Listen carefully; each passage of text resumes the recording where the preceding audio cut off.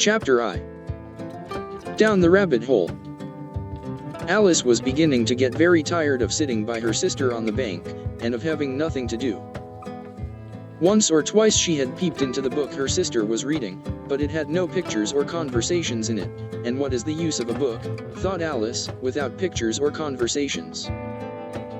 So she was considering in her own mind, as well as she could, for the hot day made her feel very sleepy and stupid, whether the pleasure of making a daisy chain would be worth the trouble of getting up and picking the daisies, when suddenly a white rabbit with pink eyes ran close by her. There was nothing so very remarkable in that, nor did Alice think it so very much out of the way to hear the rabbit say to itself, "Oh dear. Oh dear. I shall be late."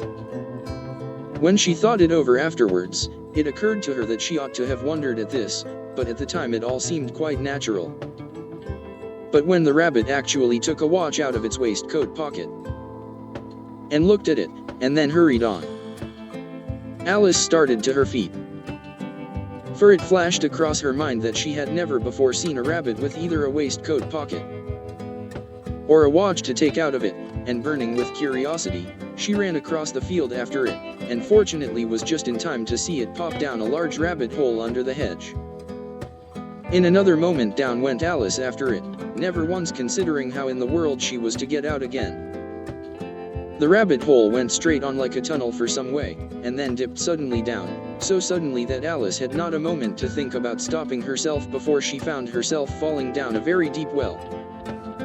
Either the well was very deep, or she fell very slowly, for she had plenty of time as she went down to look about her and to wonder what was going to happen next.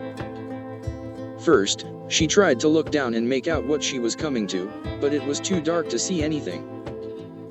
Then she looked at the sides of the well, and noticed that they were filled with cupboards and bookshelves. Here and there she saw maps and pictures hung upon pegs.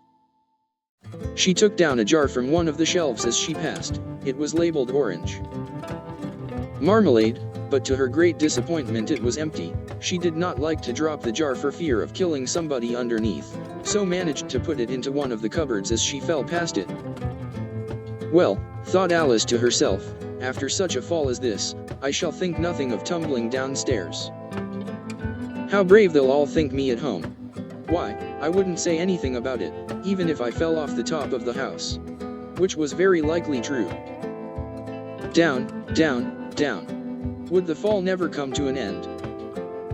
I wonder how many miles I've fallen by this time, she said aloud. I must be getting somewhere near the center of the earth. Let me see.